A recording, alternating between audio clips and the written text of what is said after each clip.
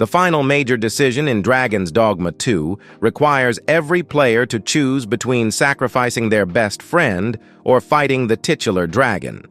The game requires many choices, from the simple selection of classes in Dragon's Dogma 2 to its pivotal story decisions. While every decision has its consequences, the ending a player sees is entirely determined by their choices around the confrontation with the dragon. The right answer may seem obvious, but even the most minor decision in these final scenes can have devastating consequences. During what may be the final quest, Legacy, players must fight their way up Moonglint Tower, surviving an assault by Theseus and the Sovereign until the dragon appears. The dragon will then address the Arisen directly and demand their answer. Will they sacrifice their closest friend or meet the dragon in combat? This is the first in a series of choices that affects, among other things, how Dragon's Dogma 2 ends, which of its NPCs live to see another day, and how much playtime remains in the game. In other words, it's not a decision to be made lightly. What happens if players choose to sacrifice their friend in Dragon's Dogma 2? During the Dragon's Dogma 2 quest, Legacy, if the player chooses to sacrifice their friend, they'll be locked into the bad ending for their current playthrough of the game. They'll walk away from the fight, and whichever NPC they have the highest affinity with will die at the dragon's hands. They'll walk away knowing they've prevented the apocalypse by appeasing the dragon, but they've done so at a great cost. What follows is a short but sobering cutscene. The Arisen will ascend to the throne as Sovereign of Vermund, but the death of their friend will cast a grim pallor over the ceremony. The game ends on a sour note, and the player is booted back to the main menu.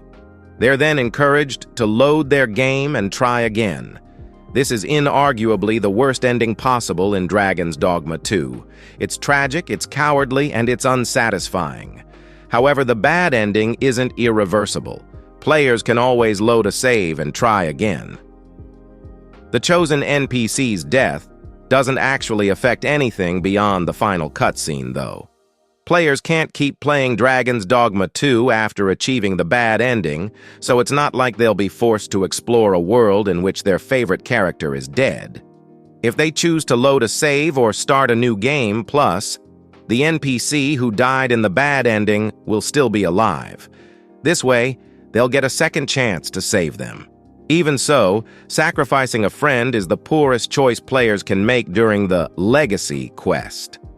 Players shouldn't choose to do so unless they're trying to see all possible endings in Dragon's Dogma 2. But even that isn't necessary for anyone but the most hardcore completionists. There's no achievement or trophy for getting the bad ending, so skipping it shouldn't even impact attempts to 100% the game. What happens if players choose to fight the dragon? In Dragon's Dogma 2, if players instead choose to fight the dragon, they'll be able to choose between the good and true endings of Dragon's Dogma 2, depending on what comes next. Going ahead with the battle and defeating the dragon normally leads to the good ending. This is similar to the bad ending. The Arisen ascends to the throne of Sovereign, but this time, it's a joyous occasion. After all, the apocalypse has successfully been prevented, if only temporarily, and almost everyone remains alive. After that, the game ends on a happy note. It's the archetypal happy ending, but there's still something missing. In order to tie up all loose ends, players will have to reach the true ending of Dragon's Dogma 2, which again begins with a choice to fight the dragon. However, while they're flying towards the site of their final confrontation, the player will have control. The trick here is to climb up the dragon's back, find its beating heart, open up the inventory, and use the empowered Godsbane blade. Of course, this requires getting the empowered Godsbane blade first. As part of the main quest, players will meet a character named Ambrosius in Dragon's Dogma 2, who will direct them to find Wyrm's life crystals by defeating draconic enemies. They'll need to bring Ambrosius 15 of them at the Forbidden Magic Research Lab to craft the Empowered Godsbane blade and unlock the true ending. The true ending greatly expands the runtime of Dragon's Dogma 2, adding a full-fledged post-game section with its own quests, NPCs, and map areas. The Arisen awakens in a post-apocalyptic version of Vermund. They'll have to travel all around the world once again, helping refugees, organizing relief efforts, and reuniting with their main pawn. However, these all secretly make up one of Dragon's Dogma 2's time-limited quests. Players will have to finish it all before a red fog consumes the world. Once they do, they'll be forced into another confrontation with the Dragon.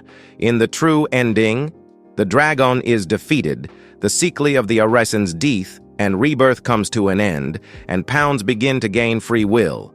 The brine, a phenomenon that once prevented ships straying too far from shore, appears to have subsided as a sailboat makes for the horizon.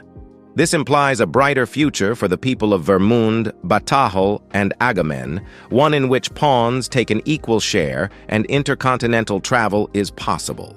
This is the most satisfying, revealing, and final ending possible in Dragon's Dogma 2 and has serious implications for a potential sequel.